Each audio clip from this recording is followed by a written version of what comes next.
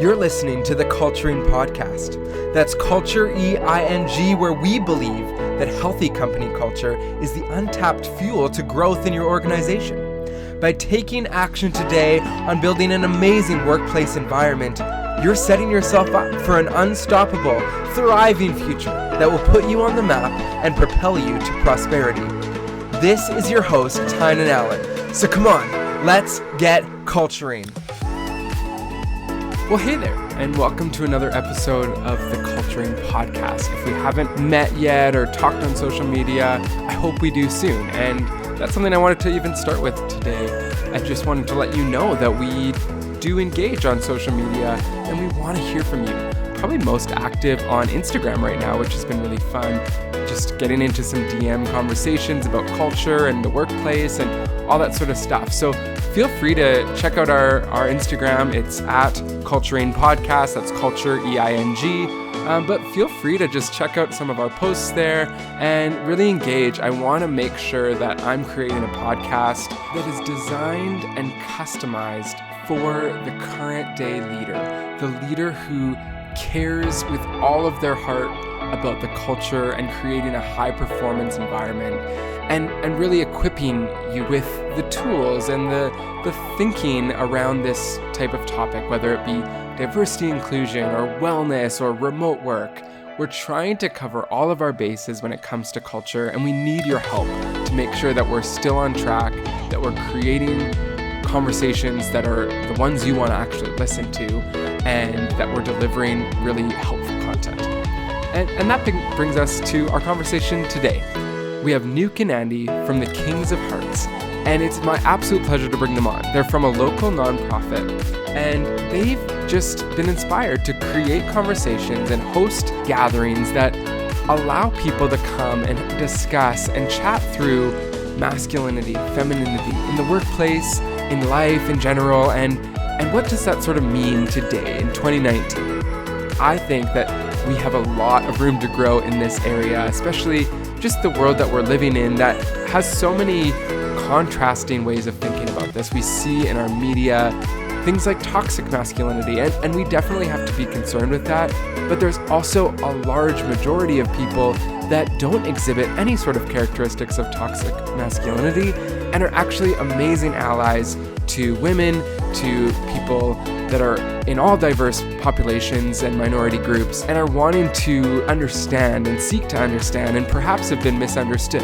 And so in this conversation, while I do 100% recognize it's still three dudes talking, I guess we're just wanting to make space and hold space for conversations that don't always happen, where we have men discussing their own vulnerabilities, their own struggles, their own understandings of what men in the workplace actually are like and where maybe there has been misunderstandings. And so I really invite you, if you are starting to listen to my voice right now and you're like, oh my gosh, I'm checking out because Tynan's just another guy that doesn't understand, I really would just invite you to try and listen in, because from the bottom of my heart, I am trying to seek to understand. I've been one that's had the privilege to be friends primarily with women my whole life.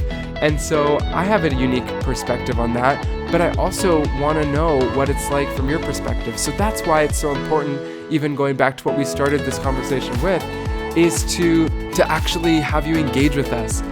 Follow up. I'm really excited for some forthcoming episodes of the Culturing Podcast, which are with primarily women.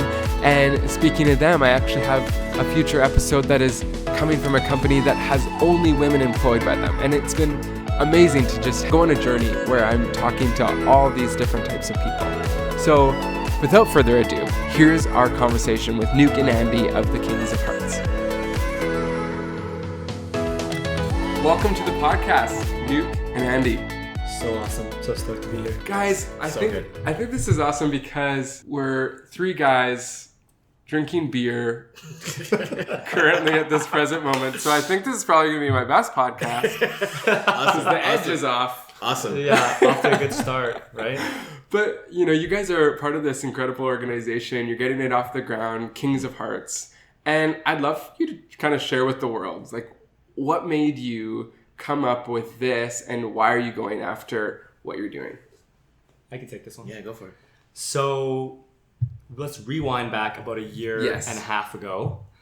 It was 4 of us in a room, and the intention was to get together and support each other through business. Kind of like a business mastermind. I think Sohan always calls it a business mastermind. Yeah. So we all met up. It was like a Tuesday evening. Yep.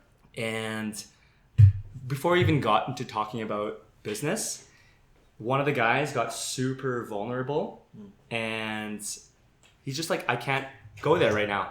You know, like I have to get something off my chest. Yeah. Right. And of course we held space for him. And, you know, the moment he did that, it kind of like indirectly gave everyone permission to be like, okay, Right. walls down, hold space, hear him out. And that's kind of like, that was the, I'd call it a catalyst, you know, like that's what started everything. So every Tuesday after that we met, it wasn't just about business. Like nothing wrong with talking about business, but there's so much more than that. Right. And what we realized after was like, because we dove into that space about talking about things like our feelings and what was going on and what was heavy on our heart, that we actually came back into our worlds as better business people. Our businesses and our projects thrived because we were at a fuller place. Yeah. We were operating from fullness, right? And it got to a point throughout that year there where we asked ourselves, we're like, okay, if the 4 of us, you know, we're needing this type of dialogue, space, or brave conversation, how many guys are walking out there right now yearning for this type of connection? Right. That was the big question. And so, Nuke, how did you perceive this at first? Like, how comfortable or uncomfortable were you when this kind of started to come up and, you know, become a thing that you were like, oh, I guess we're not just talking about business anymore. Like, how did you deal with that? You know what's funny? This for me has been an ongoing process. I've told Andy and the boys before, like I was in education before, and this was the mindset and attitude that I wanted to implement into our school system. But for me, I thought it was like 20 years in the future. So when these guys were like, yo, like let's start curating something right now, I was like, what? Really? You guys want to do this now? And I'm mama, and I was like, I guess we're doing this now. Let's do it. You know, and and ever since it's been a fun roller coaster ride. Right. Learning, growing, getting to know Andy a lot closer, and our other business associate Sohan. So yeah, and like the biggest thing is every time we get together, like we're learning from each other. And the thing that I think, the part that I value a lot is, and I think I can speak for Andy as well, is we're on this journey as well. We don't have all the answers. So we're trying to navigate, you know, like, well, what does it mean to be a man in 2019? What does tapping into your masculine energy and female energy look like? You know, like scary stuff. And who talks about that? Yeah. Like, I don't know about you, but like in my realm, my people, outside of Andy, Sohan, and the 3 of us in this room, Yeah. a lot of people don't talk like that. You know, so for me, it's very refreshing, and it's a healthy gut check. Yeah. And I think a lot of people, especially if we relate it back to like the corporate world or business world, there is still this like big challenge ahead of us, which is seeing men in the workplace as, you know, contributors, but ones that are also like making room for, you know, especially if we take like a white privileged male who, you know, they get a lot of bad rep. Yep. You know, and there's a lot of bad cases right now where we're unfurling harassment and all these things that are really terrible. But then we're struggling to sort of separate individual cases from like a whole population. Yes. And we're really struggling right now, even this men and women kind of back and forth. We're like, how do we just come together? And you guys are always ones that help me kind of redirect to say, it's actually not about that all the time. It's about humanity. It's about men, women, and children. Yeah. So tell us about even how we can have more of a conversation on a human level versus always as kind of a divided level. That's a good question. It's, you know, you've been at one of our events, Heart to Hearts, and it's very like hyper intentional that we have both men and women in the same room, you know? We thought about this back and forth. Like, do we separate? Do we have a conversation with just women, which we've had, or do we have a conversation with just men? But I think moving forward, one thing that felt really good, and I think to answer your question, would move things forward is to begin by having conversations and involve both people. Right. And really preface, and that's something I learned from Nuke about prefacing, is that it's not always about right or wrong. Yep. Or good or bad. It's more about, okay, where can we meet so there's an understanding? Yes, you believe in what you believe. Yes, I believe in what I believe. But can we hear each other out? Men, women, children, whatever, right? Can we hear each other out and then just come to an understanding of each other? Okay, I still believe in what I believe, but I respect what you have to say. Yeah. Right? And I think if we can head in that direction, I think it's a beautiful place. And you're still rooted in what you believe. Yeah. You know, without having to self-sacrifice or self-abandon. Yeah. So what are you guys discovering when it comes, now I'll take it back, almost contradicting my point. Okay. But how are we seeing, men in the workplace? What does masculinity in the workplace look like in 2019? What's changed from 15, 25 years ago? I mean, That's a million powerful. things. That's but powerful. let's think about that for a second. Let's just chat about that. Off the top of my head, what comes to mind when I think masculinity in the workplace is strong, stoic, Mr. Know-It-All, has it all together, Now, whether or not we maybe have a subcategory of white collar versus blue collar, right? Sure. Because I think if it's blue collar, it's, strong, you know what I mean? Has all those tools, like, you know what I mean? Knows the in and outs of his industry and what have you, versus maybe white collar, which maybe could even be some overlap. But again, like strong leadership, behind the desk, big desk, office space, view, you know what I mean? Secretaries, Right. always in a suit, looks good, like, you know what I mean? Yeah. Bold, flashy, you know what I mean? And there's nothing, and here's the thing that we always say, there's nothing wrong with that. It's just when we hide behind that out of fear, that's the disconnect. Yeah. And so for me, what it always comes down to is, if you're in a suit, awesome, cool, sweet. I hope you're a great guy and you know when to tap into your feminine and masculine energy. And if you're serving the masses in a construction worker suit or a nurse or whatever the case might be, I also hope that, you know what I mean? Yeah, awesome, cool, sweet, that you embody those same characteristics. Right. And Andy said something really well. Like, let's put the labels on the shelf. CEO, doctor, lawyer, whatever that means. Construction worker, laborer, chef, retail, whatever. Let's put those on the shelf. And in the day, like, what do you say, Andy? We all want to be seen, heard, and loved. Even at the workplace. Even at the workplace. We want to be acknowledged, right? Yeah. For what we do and how we show up. And even like adding on to the conversation too, is like generationally, right? We're talking about like, masculinity back in the industrial age. Yeah. What is it called? Patriarchy, yeah. Right? And how that has set up some weird systems that are being carried and I think outdated now, right? Yep. Versus in our generation today, call them, millennials or whatever, we're a little bit more open to having conversations. Right, yeah. A little bit more open to receiving feedback or maybe stepping outside of ourselves for a second and being like, oh, did I say that with the right intention? Like you see things like meditation and mindfulness and stuff, like it's popping up a lot these days, right? Of course. And I think that it's all connected at some level where we're metacognition, right? Where we are beginning and trending, not all of us, I can't speak for everyone, but we're all trending to like challenge our own thoughts and beliefs. At least I'm optimistic about that. Yeah. Yeah. I think what's really challenging in this space is that I don't have enough statistics on this. If I find them, I'll put them into the podcast notes. But the one thing that keeps coming up for me is actually realizing that a lot of people that, again, might be stereotyped or labeled as, a white male that's in their, 50s and 60s, that they're, just always going to be not accepting or, sort of bigoted and all this sort of stuff. And I actually challenge that to say, I actually don't think that's in as many of these guys' hearts as we might think.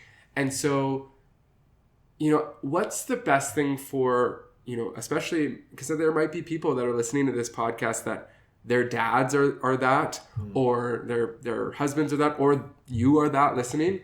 And you're like, man, I feel misunderstood in the workplace. Yeah. I feel like I'm this person that's been, cast as somebody that's actually not accepting, and I'll never learn how to understand diversity and inclusion, and I'll just never know. Yeah. And there are going to be things that they will never know. But yet, I think they want to do better. And so, like, what's something that they can do to be better? Someone that in the workplace has more privilege than somebody else. What's something they can do? I would say speak up. I feel like a lot of it goes unsaid. Speak up about what? Like how we feel, like how we truly feel, I feel like a lot of people, let's say they feel misunderstood, but how often are they saying that out loud? Right. Because if you can just start by saying, hey, I feel misunderstood, you open up a conversation for people to ask you, like, why do you feel misunderstood? Right. And then you can go from there. And it really does break down the barriers. Wow, this man who this white man, or whatever you want to call it, who I thought was who's a bigot or is closed off, just said that I feel misunderstood. Yeah. If someone that I maybe perceived to be that way for so long spoke up, it would blow me away. It would be like, oh wow, like sweet. Regardless of where they're at least willing to have a conversation. And they started by speaking up, and that's hella brave, to speak up and to just say, I feel like I'm misunderstood. And I don't want to like overcomplicate or trivialize what we need to do or how we need to act. Yeah. I think it's something as simple as just speak up. Right.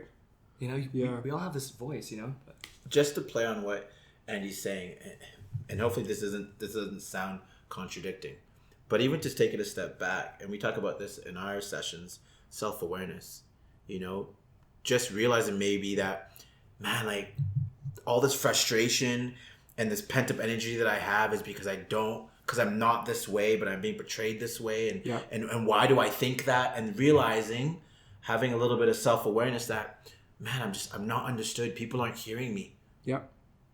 And then being willing to speak up, right? Because I think therein lies the challenge, just you thinking about your thinking, and then being like, hey, okay, that's why. Hey, does this seem weird? Like, this is what I'm thinking, so forth and so on. Now we've opened the door for communication. Right. And to take it back, nothing is what Andy said. I agree with it 100%, but I don't think enough people are thinking about their thinking. Yeah, and even you almost actually outlined 2 steps there. You said self-awareness, but you actually almost described a second one, which was asking for feedback. Hey, I think this way. And then you self-reflect. Yeah. But your second point is actually to say, go ask somebody else if your thinking is on or off. Go and get feedback from what you are thinking when you've self-analyzed a little bit. Totally. Right? Or maybe it's even just saying to your team, hey, I actually, like Annie's saying, like, I feel misunderstood, but also I'm really hoping that I'm not wrong. But if I am wrong, like, can you help me?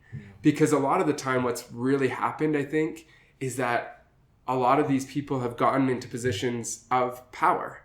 And positions of power, we know the higher you get, the less people that you have telling you what to do or get, like, having access or space to have that, feedback opportunity, right?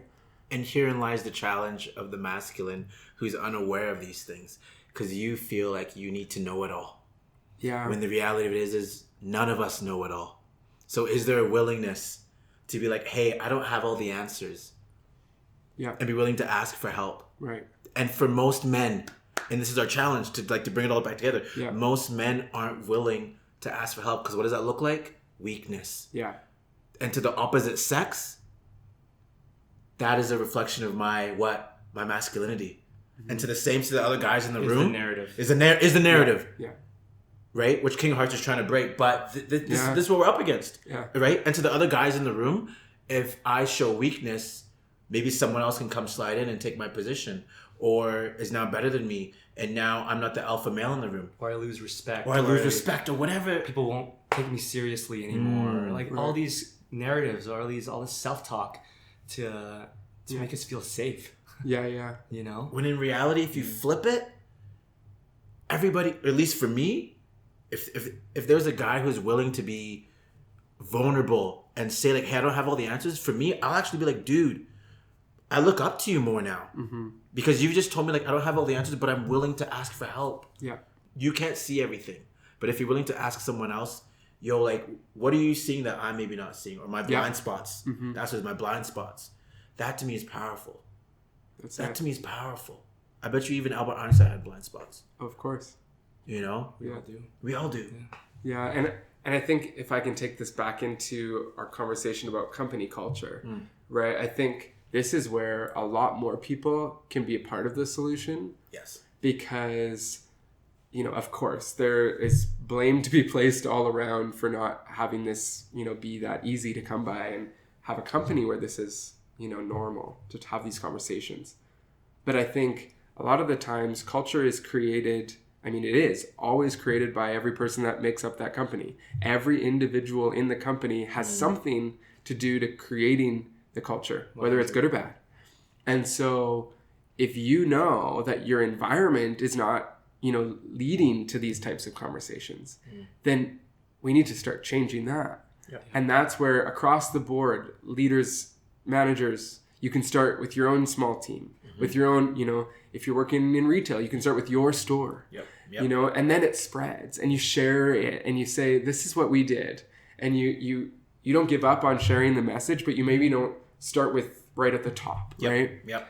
But it becomes an environment where this is conducive to something. And one thing we were talking about before was actually this element of community, which is not a word necessarily that we see thrown around in the business place that often. No. One word we do see is family versus team.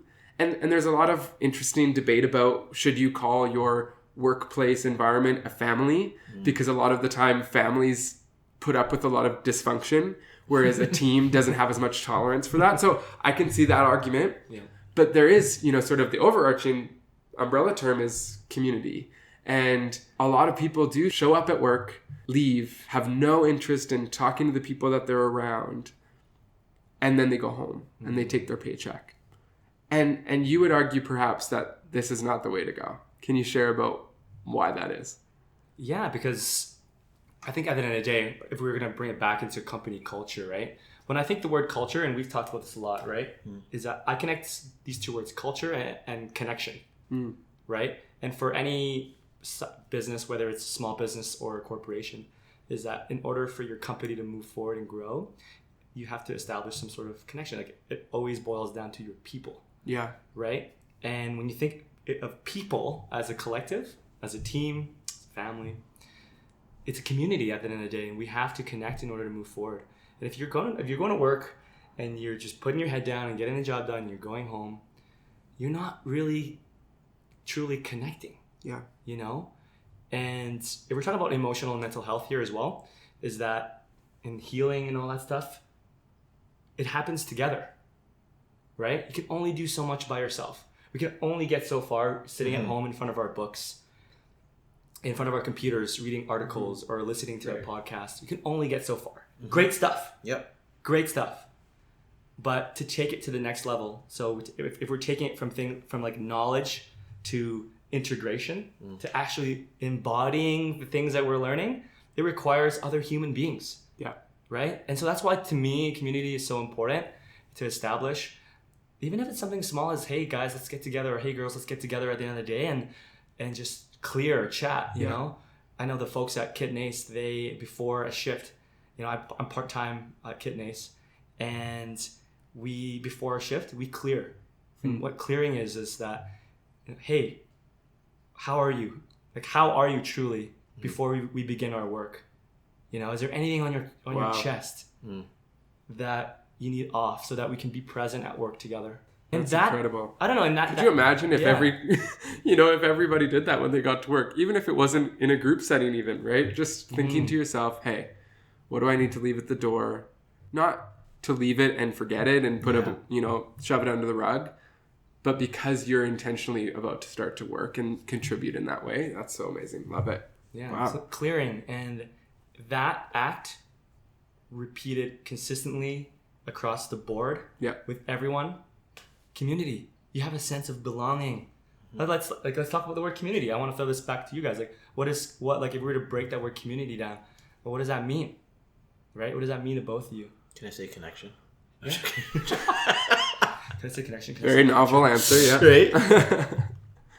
Well, for me, you know, on the flip side of things, I look at it as going back to I don't know everything, right? I see in part. I think in part. If I had all the answers, I'd be God. That's my ultimate truth. And I, therefore, am not God because I don't have all the answers, but I kind of just already knew I wasn't God, you know? And like, yeah. But it's why we all have such uniqueness, you know, and that's why we're not all the same either, right? Because we need each other. It's so apparent to me that we can't have any sort of fulfillment or success. And I think, I always think about this in the workplace, like a lot of people kind of give company culture a bad rap because they think it's fluffy.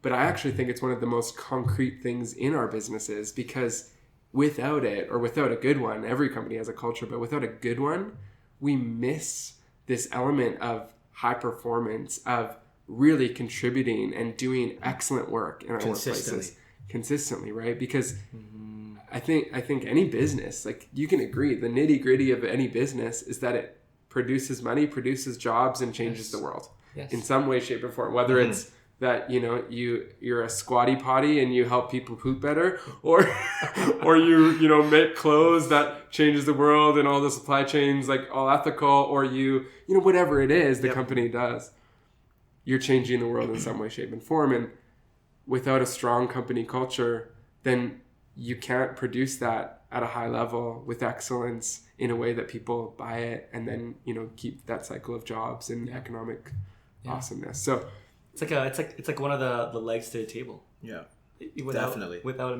missing a leg, it just like topples over. A company will topple over. You know, it's a very important piece of the puzzle. I always say, we know that most company failures are primarily due to a culture related issue. You know, we don't want companies to fail.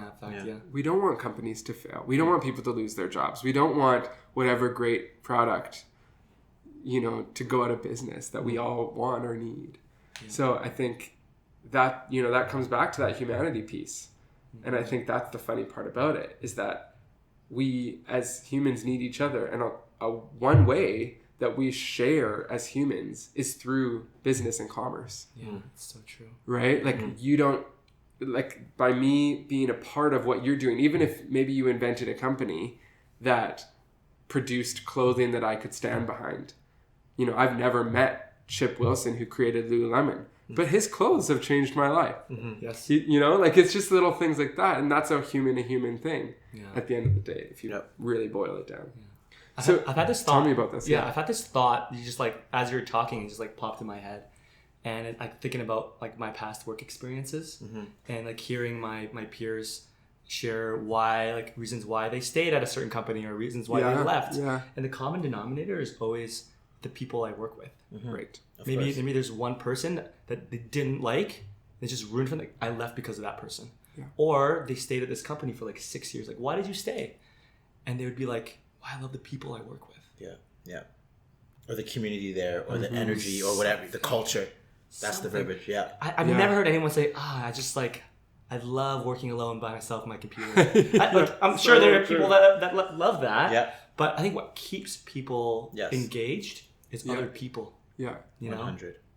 That's so amazing. I heard a guy speak yesterday at a conference named Peter Haas, and he's actually a pastor. But his philosophy is really interesting because he talks about, you know, what's the point of a company? And a lot of the times we set goals, right? It's a big thing, especially, you know, we were just talking to Lululemon. I know since Lululemon started, goals have just been this huge thing. And they are important. Like, they're very important.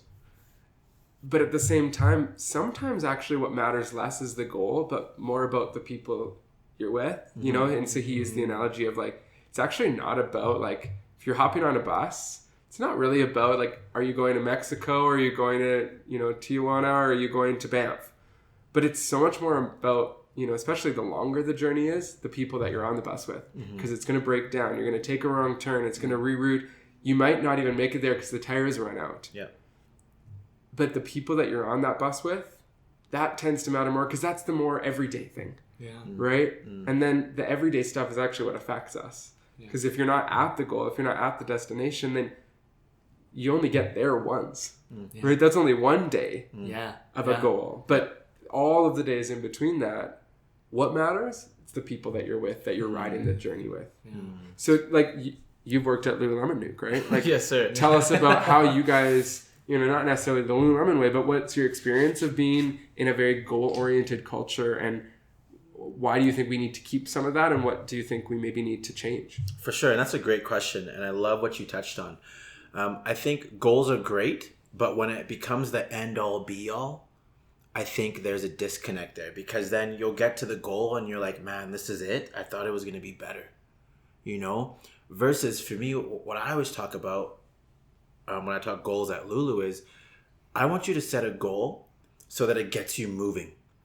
And hopefully along the way you enjoy the process and the people that come in and what have you. And statistically, the majority of the time, you're not going to hit your goal first, second, third time. You know what I mean? So knowing that in mind, wouldn't you like to enjoy the process and the people that go along with it? Totally. That's one. But then two, it's also, you may not even hit the original goal that you set while you're on the journey.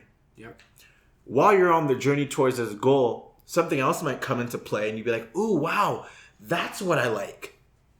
But if you hadn't started moving 10 days ago towards a certain goal, you wouldn't be where you're at right now to be like, you know what, I don't even want the original goal. But this new goal that has come into my path, I like that one better. So for me, what I always say is, when you put your head on the pillow every day, I hope that you're like, I am falling in love with who I am. I love where I'm trending. I love who I'm becoming. Because to me, the goal is irrelevant. If you hit all the goals in the world and come at the end of 2019, you don't love who you are, that's a disconnect to me. The goal hasn't served its purpose.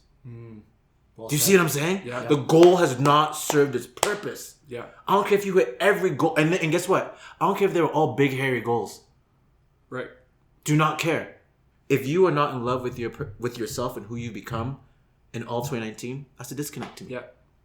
But if you miss every single goal that you hit, and at the end of 2019, you were like, man, I'm so grateful for who I've become.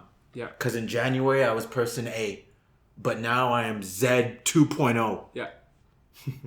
Does it matter if you hit any of your goals? Totally. If you gain the You see whole what I'm world, saying? but you lose your soul. Disconnect. Right? That's a great line, too. It's from the Bible. Bro. But exactly that, though. So for me, yes, goals. So to bring it back like we have for business, hit your markers. Revenue is in. People are being paid. We're hitting our bonuses. But if at the end of the day, for me, and I think we could speak for the three of us here, if humanity isn't being moved forward, you know, Right. in the big overarching theme, but then at the same time, if we bring it home for ourselves, if we can't put our head on the pillow and be like, man, I love the work that I'm doing. I think about it from a longevity perspective too, right? Totally. And we see this, again, we come to talk about company failure. Companies also fail because they lose the humanity element, they lose the connection, they lose the purpose, and so then you can only go so long on hard work without passion, without the heart behind it. And, you know, if you just sit and you churn, It's robotic. you're going to lose why you're doing it. And then that mental element just goes out the window. Right? Go for it. You said something beautiful, the why. And I've been reading this book by Simon Sinek, and I've been telling Andy all about it. He's read it before, but the why. And Simon Sinek is saying so many companies forget their why. And when you forget your why, you indirectly forget about the humanity. And the decisions that you do are so focused on the what and the how, which becomes robotic, automatic. Right. You know, and you said it there. It's the why. Right. It all comes back to the why, and part of that why what we've talked about is culture as well. Right. So we've gone fluffy. Like, I feel like people are going to say like, whoa, these guys are going really fluffy. Yeah. But let's go into something that is so real, not fluffy at all. It's concrete, and it's affecting our businesses. And it's the mental health epidemic, the mental illness epidemic, right? It's for years we've ignored it. And now it's like every company says, oh, we need a mental health strategy. And we don't know what to do. And we don't know how to talk about people and their mental health. And we've given people sick leave sort of like for years. But it was like you couldn't even say the word sick leave because it was like wrong. Like literally it was like illegal to like talk about that this person went on a sick leave. You had to say like they're just gone. Like it was so taboo to talk about this stuff. And Andy, you have a really basic statistic that you always say. Like what's that? And take us into it. Yeah, that stat was it was shared to us by the Canadian Mental Health Association actually. Yeah, okay. And it was 1 in 4 people in Canada experience mental illness, but 4 in 4 people, 100% of us, experience mental health. Yeah. And it stuck with me. Like they shared that months ago, but it like really hit home for me because it like empowered me and gave me this sense of responsibility that everybody deals with it. We all have good days and we all have bad days. And there's certain things in our life that we go through in our lives that maybe is not our fault, but it's 100% our responsibility. Yep. Wow. You know, and mental health is our responsibility. You know, like the gym. Yep. Right? You know, we don't wait until we have like high blood pressure or the doctor is telling us that we have X amount of time left before we prioritize our health. We shouldn't, at least. Yeah. Many people do actually. Many people do, but we shouldn't. But we shouldn't. And I like to use that analogy across the board, and like it really is the same when it comes to mental, emotional health, is that we do have the option to choose to prioritize it and act on it today without waiting for something humongous to blow up, a disaster to blow up, to lead to things like depression, anxiety to depression to suicide, right? Yeah. So, yeah. And so in the workplace, like, what are you guys seeing as you're starting to have more of these conversations with somebody like the Canadian Mental Health Association? What is the recommendation? Where does somebody start to create a mental health strategy in their workplace? Honestly, sir, I don't know if we've navigated there yet. Well, we have, in a sense, where we were actually approached by a couple of small businesses in town. Okay, yeah. Round Square and... Yeah, and the Commons. Yeah. But, you know, we just had a conversation with them, if anything. And one of the great things that they brought up is that a lot of small businesses lack that type of environment where we could dive into emotional, mental health and support, right? And so it got our gears turning, and it got us thinking, like, you know, how could we create an environment or bring something to them where we could facilitate and create a safe space for somebody who might be going through a tough time to just like be there and not have to take a sick leave, but actually can show up at the end of the day on a Tuesday evening where we could facilitate a workshop that involves both men and women, or managers or not, in one room, and we could do some amazing exercises, right? I think that is a great start, is to, if you're a business owner or small business owner listening right now, and that's a great start, is to look outside of your company. If you don't have the resources, you know, to create your own human resources department, to look outside, because there's coaches. Right. There's coaches out there that could facilitate amazing workshops for your people. Yeah, totally. And often what I'm noticing is that sometimes it's just starting, right? It's just simply saying, hey, we're sending out an email to you guys, you know, everyone in the company. What do you need to feel supported in your, you know, mental health improvement journey, sort of thing? Where are you noticing that your mental health is being compromised and you're not feeling like you can actually live mentally well here at this workplace? What are we doing that's, you know, causing you grief? And I think a lot of business owners don't want to open themselves up to that because they're afraid of it.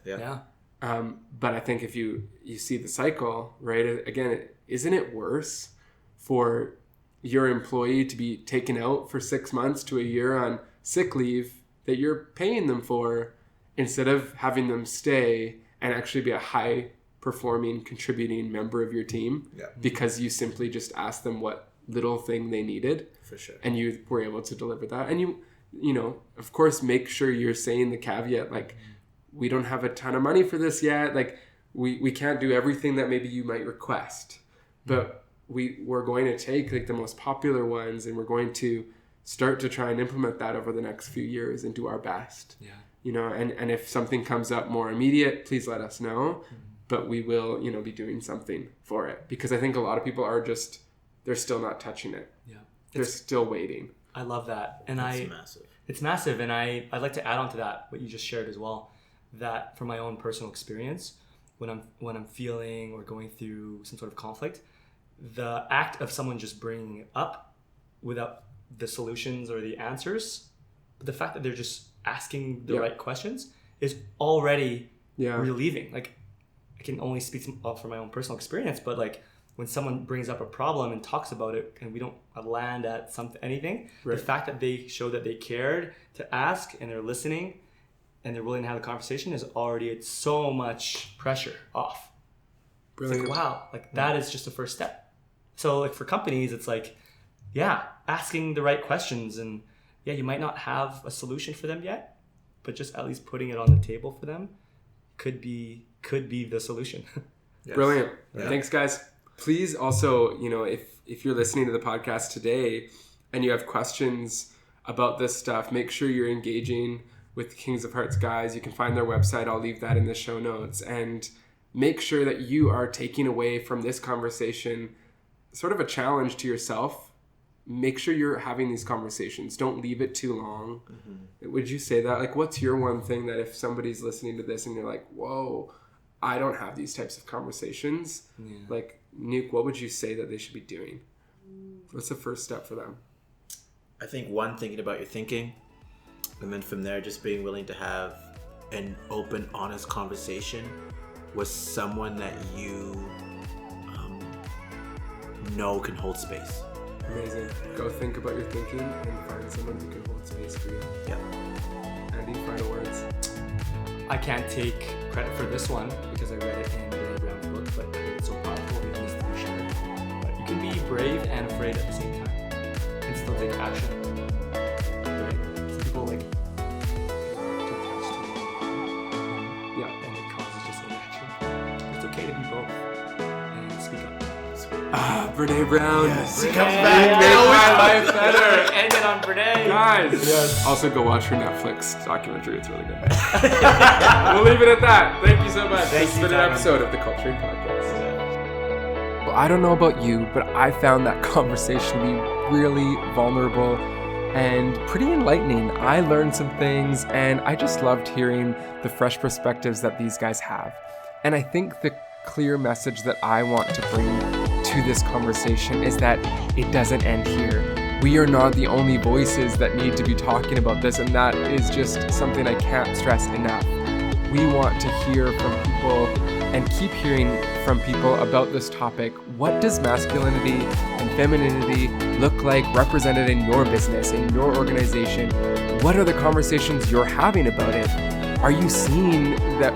Do you disagree? Like, are you seeing that there's way more toxic masculinity than we described in this podcast? Are you seeing that actually you might agree with us that maybe there are a lot of people that are more allies and have been misunderstood and they don't have a voice necessarily, maybe some men in your organization? It's so important to just talk about this and not let the conversation end here, but rather let this be a springboard for conversations in your organization. Please let us know if you do take this and follow up with maybe your manager, your leader, your CEO. Maybe you've actually sparked a conversation in your organization following listening to this. Maybe it's provoked you to take a stand and create a small group in your organization. We want to hear from you. What sort of action are you taking? What are you hearing? What are you seeing?